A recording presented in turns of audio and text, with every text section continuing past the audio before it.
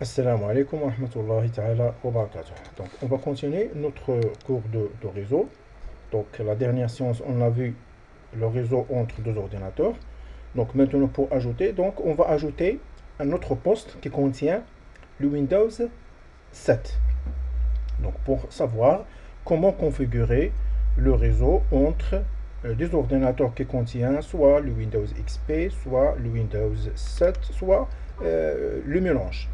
Donc, on va lancer notre Oracle VirtualBox. On va aller vers une nouvelle. Je clique sur nouvelle comme la dernière fois. Donc, mais maintenant, je vais taper Win 7. Voilà. Toujours même, j'ai un Windows 7 avec 32 bits. Donc, je laisse Windows 7. Donc, si je veux ajouter un autre poste de Windows 7, donc je vais taper Win 7 avec tiré 8. Donc,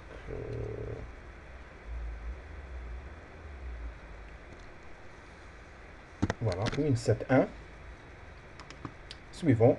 Alors, vous voyez ici, c'est pas comme le Windows XP, le minimum c'est 1 Go pour la mémoire. Donc, je vais laisser le minimum. Donc, c'est pas pour le Windows XP, il prend que 196. Suivant. Alors, même chose, créer un disque virtuel. Et après, je clique sur la deuxième pour un disque virtuel. Suivant, voilà, dynamique. Et le nom, c'est ça, est créé. Et voilà notre Windows 7. Il est éteint, mais je clique sur démarrer. Je sélectionne pour le démarrer. Pour les autres, ils sont déjà bien installés. Si je clique sur démarrer, il va démarrer ordinateur. Mais ici, pour le démarrer, ça veut dire c'est l'installation. Ça veut dire vous mettez un CD de Windows 7 sur le lecteur. Et voilà, je vais mettre, au lieu de mettre sur le VirtualBox un CD sur le lecteur, donc je vais chercher notre Win 7 qui est déjà compressé. Voilà, AEO-SP1 avec ESO. Donc, parce que obligatoirement que les fichiers ou le système d'exploitation sont compressés avec ESO. Voilà, et ouvrir et démarrer. Démarrer, ça veut dire toujours j'ai un problème avec ce VirtualBox. Espérons que ça marche. Voilà, ça marche cette fois-ci. Sinon, donc après je vais utiliser une autre. Si nous donne toujours ces problèmes, on doit télécharger une autre version de VirtualBox. Et maintenant, on va se débrouiller avec ça. Donc, loading files, donc ça veut dire puisqu'on a inséré le Windows 7, alors maintenant, il prend en charge de donc is loading file, ça veut dire il prend en charge de télécharger ou de prendre des fichiers concernant la configuration de notre Windows 7. Et après, il va aller vers, comme le Windows XP, de créer un dossier et de copier les fichiers de Windows 7 sur ce dossier. Et après, il commence l'installation. Et avant tout, comme le Windows XP, on doit aller vers notre disque.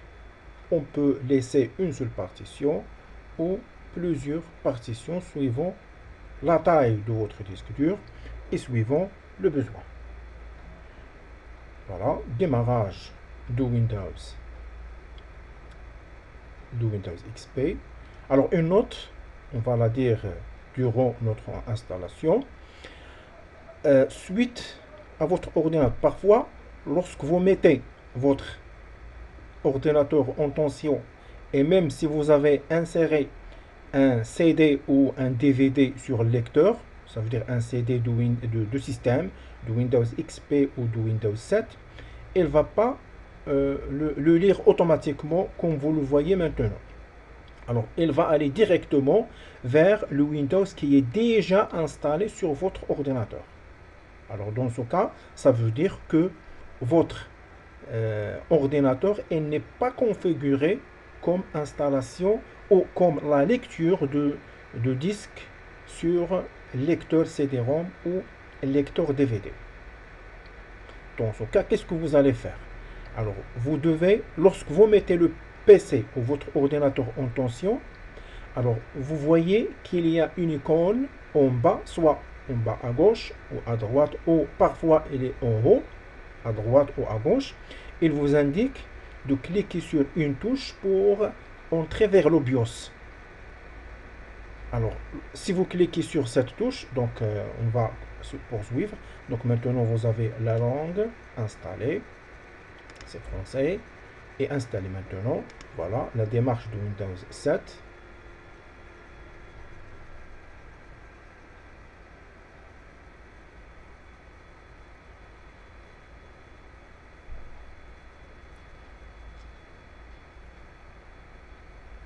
Donc, démarrage du programme d'installation pour, il nous donne une interface en commençant à partir des opérations de format, de partition de disque si vous désirez, plus le formatage et plus l'installation. Donc, notre ordinateur ou mon disque, il contient les éléments suivants. On va choisir 7 professionnel x86, ça veut dire 32 bits. Suivant. Et voilà, contrat de licence, j'accepte. Vous voyez ici avec le Windows XP, il y a ce qu'on appelle la souris, ça marche. C'est pas comme le Windows 7, la souris, ça marche correctement, mais c'est pas comme le Windows XP. Donc mise à niveau ou personnalisé, je clique sur personnaliser et vous trouvez ici espace alloué, c'est 32. Si vous voulez la partager, donc vous trouvez ici option de lecteur, voilà. Et ici, vous pouvez cliquer sur nouveau. Et après, vous tapez la taille. Donc 32. Vous pouvez taper pour première partie, par exemple, 20 Go. Ça veut dire 20 000. Et il va vous laisser presque 8 Go sur deuxième partition. Mais pour moi, on a déjà vu comment partager. Mais pour moi maintenant, donc je vais laisser la totalité sur le disque C. Et je clique sur appliquer. Et oui.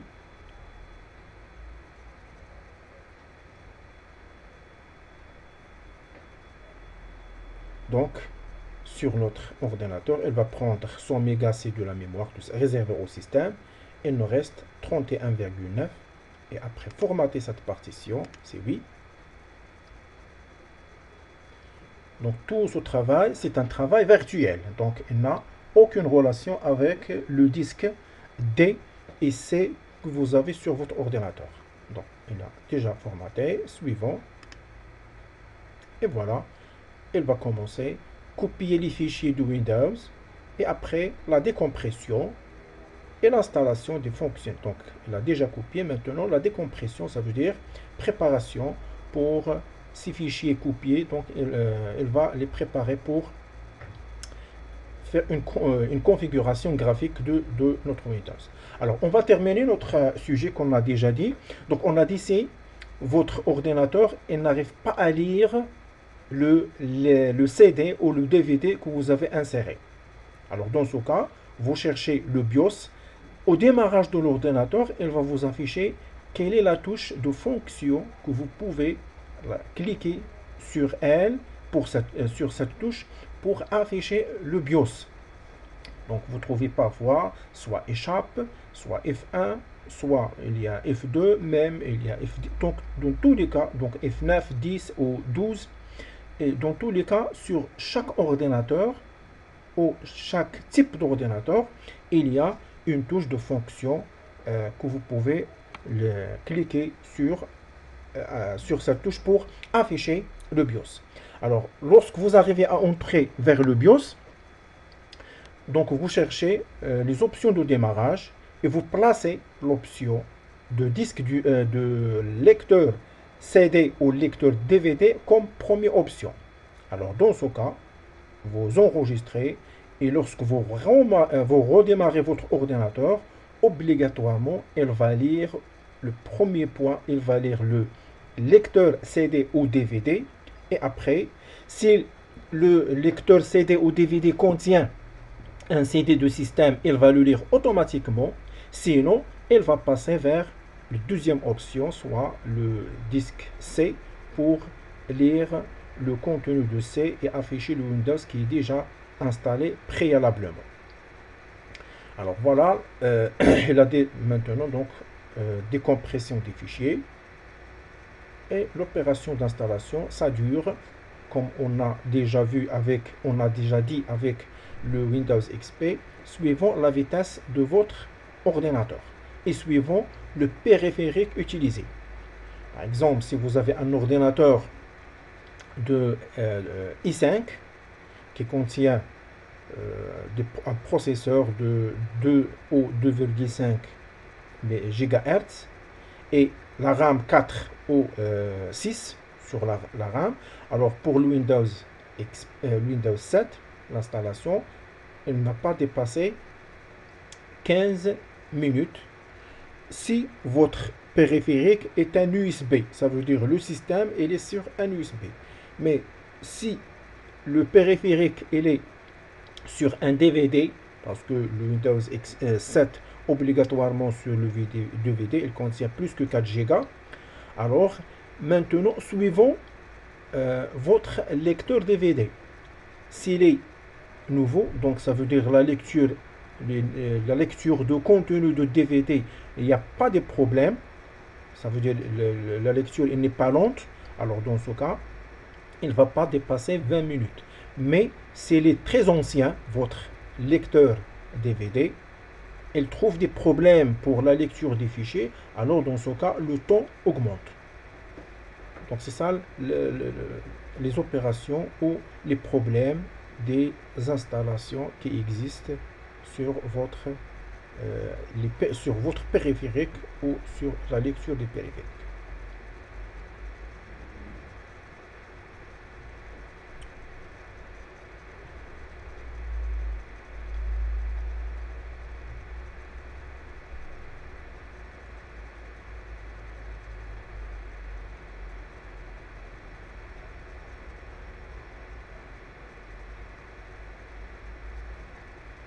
Alors de même, pour réaliser un réseau, alors on va installer online donc ce Windows 7 et je vais m'en occuper d'un autre Windows, soit 7 soit XP, au minimum de préparer 4 ordinateurs.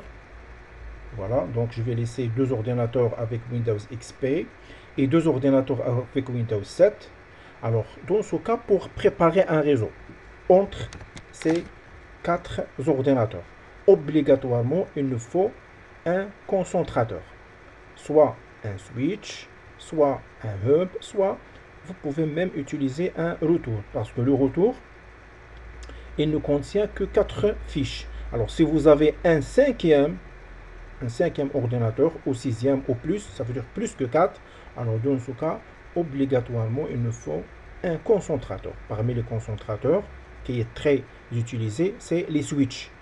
Les switches, il y a des switches qui contiennent 8 ports et des switches qui contiennent 16 ports jusqu'à 32 ou 64 ports, suivant bien sûr la taille de votre entreprise. Si vous avez une entreprise qui ne dépasse pas 20 ordinateurs, donc dans ce cas, vous pouvez acheter un switch qui contient avec les ports de RJ45, ça veut dire des fiches de réseau qui ne dépassent pas 32. Alors dans ce cas, vous pouvez faire un réseau entre ces ordinateurs. Bon, il y a une autre méthode donc, de partage de réseau, même avec un réseau local, parce que moi maintenant je parle concernant le réseau local sans Internet. Mais avec Internet, c'est très simple à configurer. Donc, vous pouvez utiliser un routeur qui contient le Wi-Fi. Bien sûr, le routeur, il contient automatiquement, donc il contient un Wi-Fi. Alors, sans utilisation de câblage, ça veut dire des câbles entre le routeur et les ordinateurs.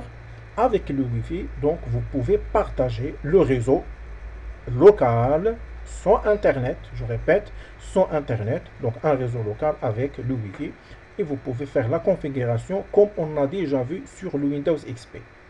Mais si vous voulez partager un réseau entre les ordinateurs avec Internet, donc il y a une démarche à suivre.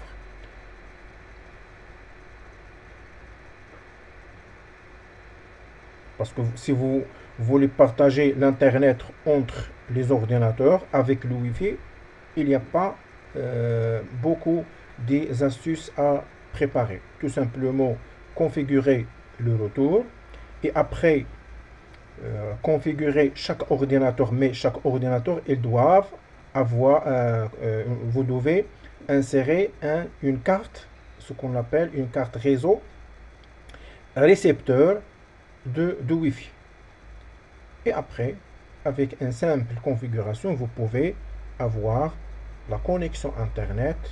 C'est pas le partage des données, la connexion Internet entre les ordinateurs. Mais le partage de données, vous devez suivre les instructions qu'on a réalisées sur un réseau local.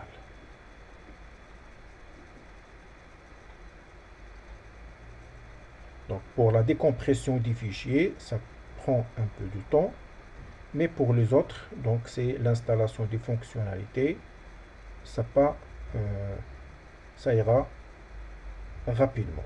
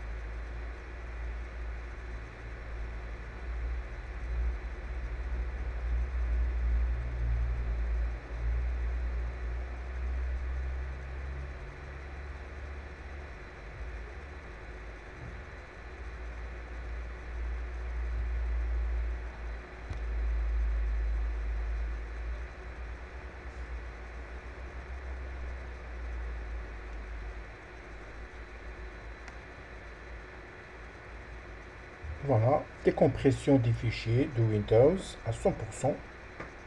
On va passer vers l'installation des fonctionnalités de notre Windows.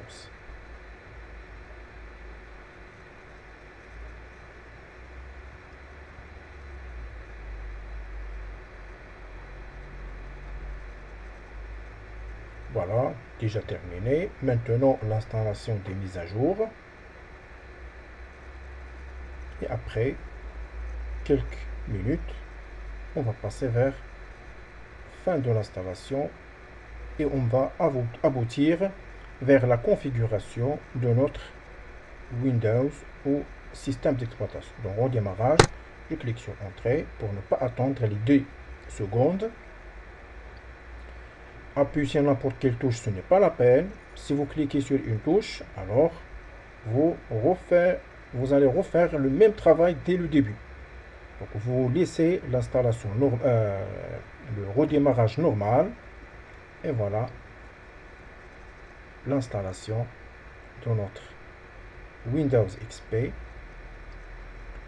Il nous reste quelques fonctionnalités comme tapons le nom de poste de la session de poste et même chose le ID, c'est-à-dire le numéro de série. Si vous, pour le Windows 7, si vous avez, donc surtout pour mon Windows SP1, donc si vous avez la série, le numéro, donc vous pouvez le taper sur le champ. Sinon, donc ils vont vous donner 3 jours pour activer votre Windows. Et si vous avez un autre ordinateur, une autre clé, donc vous pouvez l'activer ultérieurement.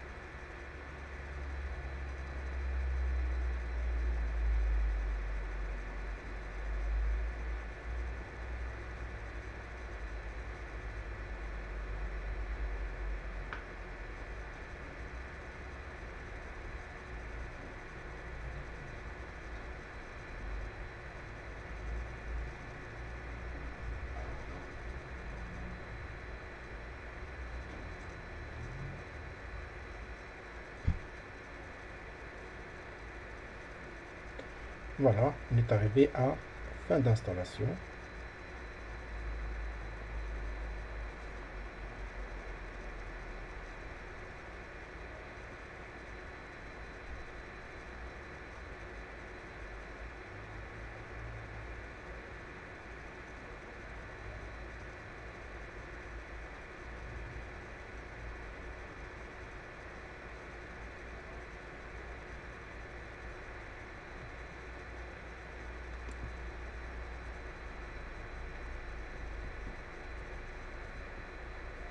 Donc après de fin de l'installation, donc s'il y a des périphériques qui ne sont pas installés, donc on doit appeler un driver pour installer les périphériques comme la carte réseau, comme la carte son s'il n'est pas installé correctement.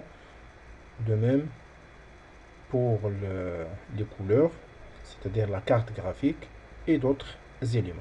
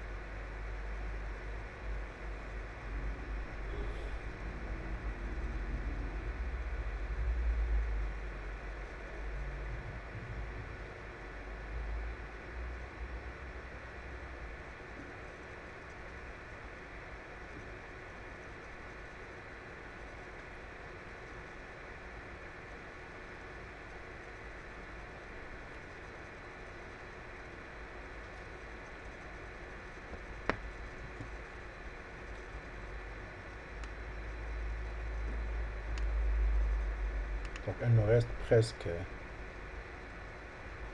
20 ou 15% pour terminer notre installation.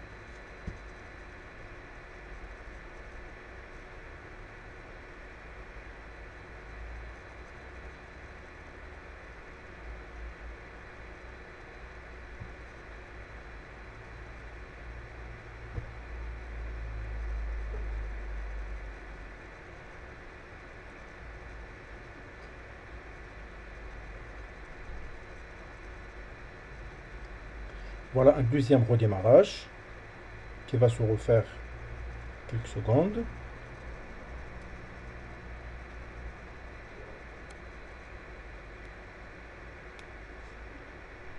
De même, on va laisser le redémarrage normal.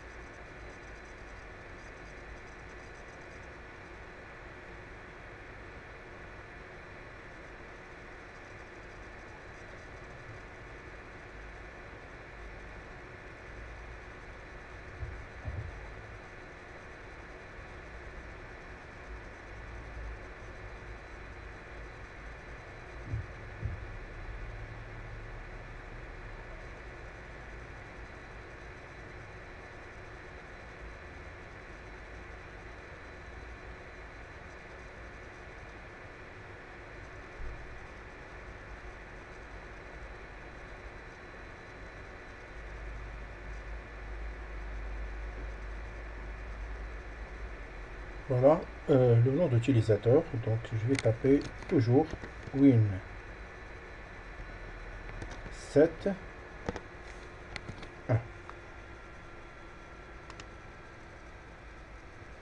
Mot de passe, ce n'est pas la peine. Suivant. La clé, nous n'avons pas de la clé, ça veut dire ignorer. Et utiliser les paramètres recommandés. Et ici, vous cherchez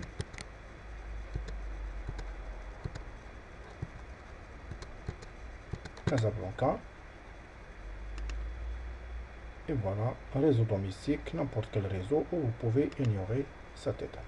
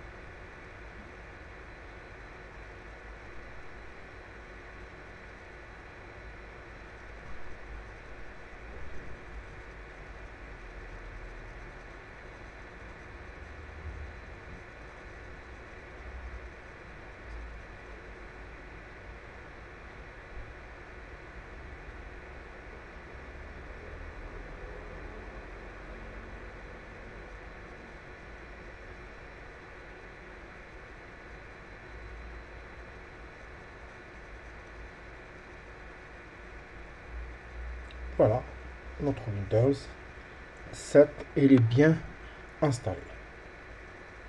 Donc de même, on peut faire la configuration de notre bureau et de même installer les drivers qui manquent, qui ne sont pas installés automatiquement à partir de notre support.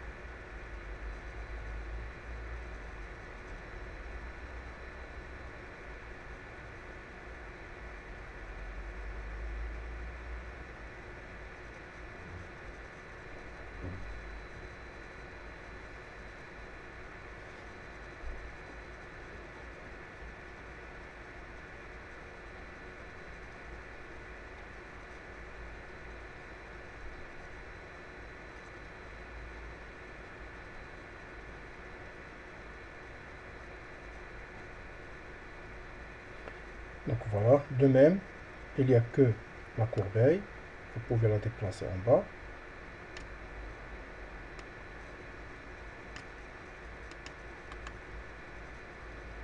Donc bouton droit personnalisé sur le bureau.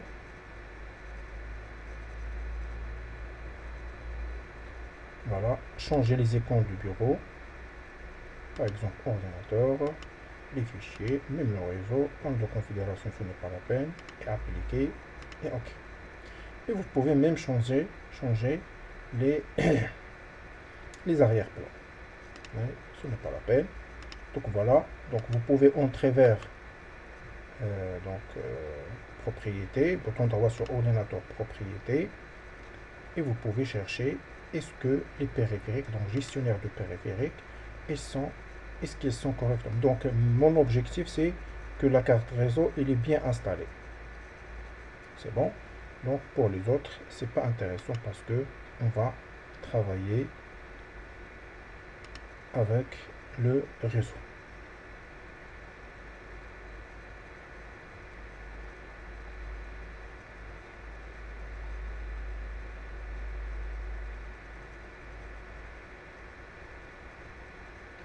Voilà, presque toutes les périphériques sont bien installées. Il reste que les périphériques système de base, mais c'est pas grave.